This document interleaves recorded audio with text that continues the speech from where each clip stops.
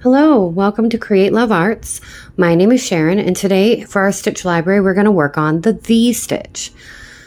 It is very similar in some ways to the moss stitch, so you should have had a little practice if you tried that one first. Otherwise, it's only double crochets and chain stitches, and I think it's going to be fantastic for beginners, especially because it gets easier as it goes. And also, it makes fabulous scarves. It's really pretty when you put it in a row in a blanket or a few rows of it with different colors. And I think it'll be a really popular stitch for you if you choose to try it. You will see it out in many, many patterns for its, accessibility. It's very easy to do, and it just creates a really pretty outcome.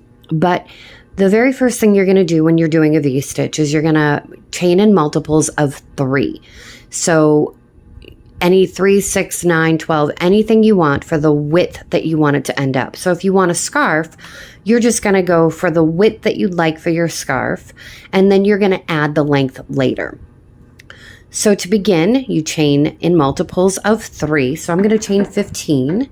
1, 2, 3, 4, 5, 6, whoa, and dropped it.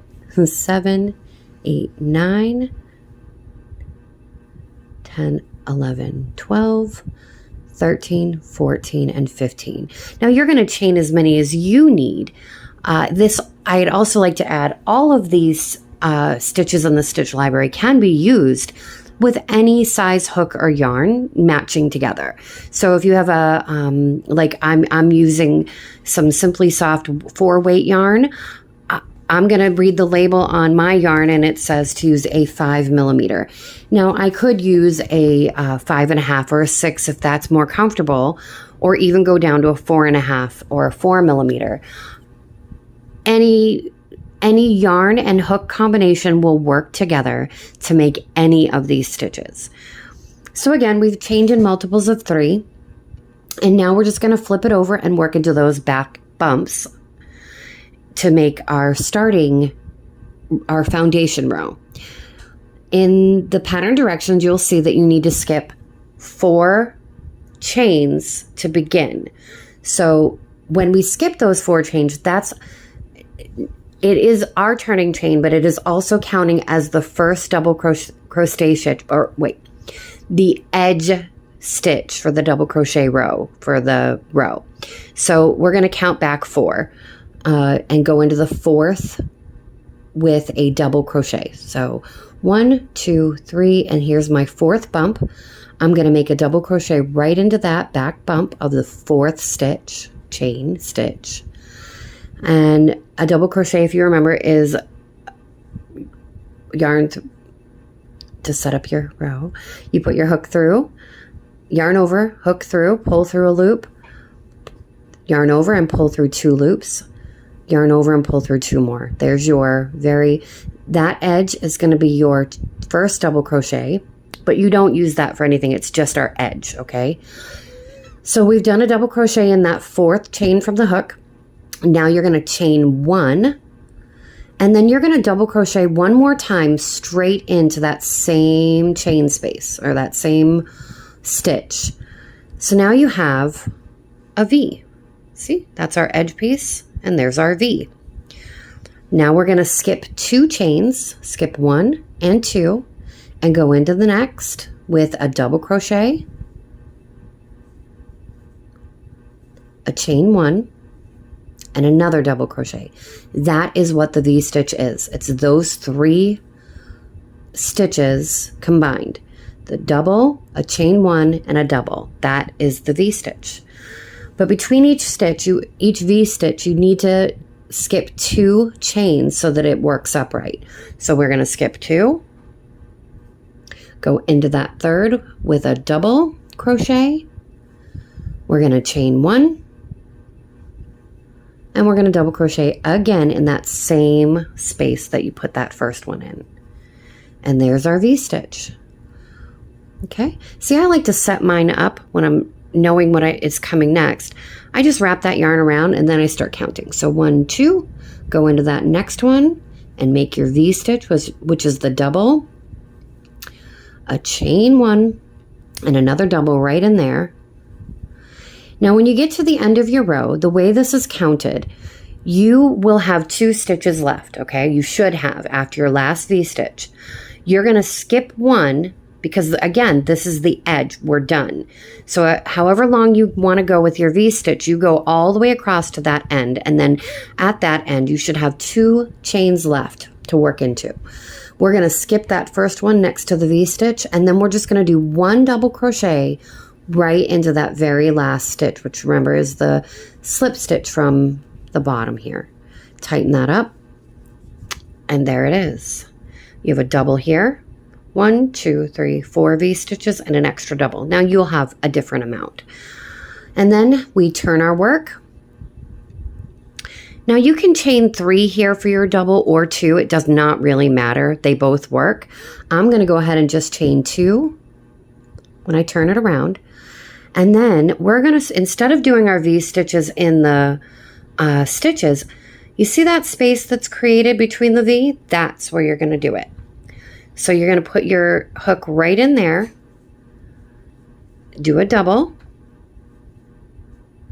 a chain 1, pull some more of that yarn, and then another double right into that same first V-stitch you have there.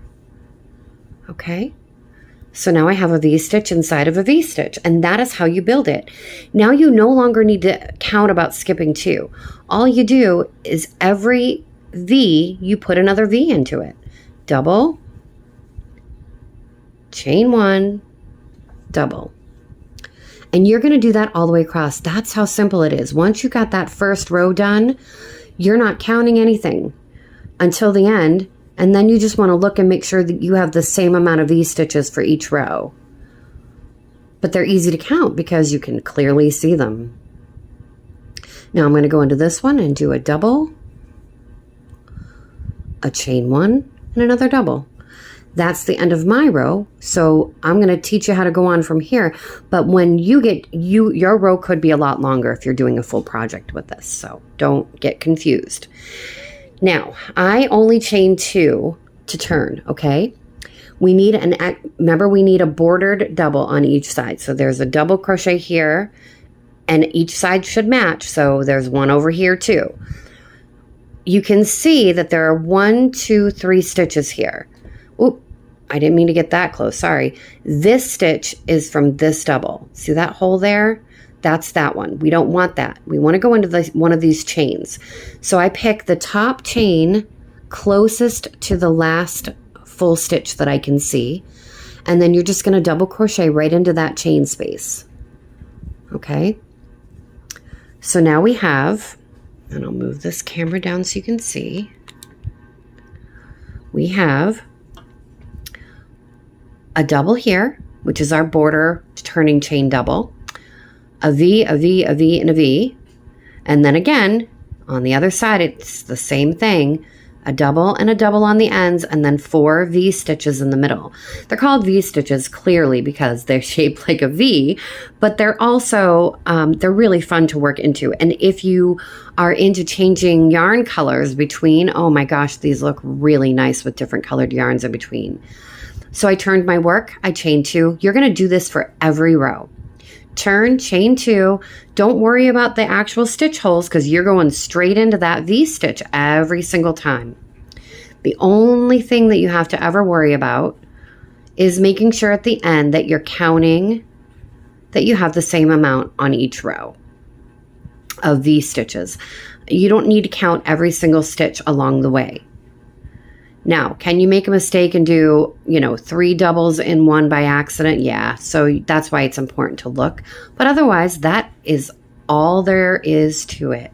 You double crochet, then you chain 1, and you double crochet again, right in the same V-stitch from the row below. And you do that all the way down every single row. At the end of the row, you make sure that you put your single or your double crochet at the edge to make your border of each side, like I'm going to do right now. See, I see that stitch right there. I know that's wrong because it's attached to this. I'm going to go into the first chain right next to that one. And I'm just going to poke my hook in there, grab my yarn, and make that double. And that, my friends, is it. A V-stitch is an amazing thing. I've made many scarves out of this. They're beautiful. And again, on blankets, you're hard pressed to find a cooler way to border something out. So that's the V-stitch. And I thank you for joining me, and hope you like and subscribe and follow me on Facebook, because I post all kinds of fun tips and tricks there too to help you out. And I will see you next time. You have a great day.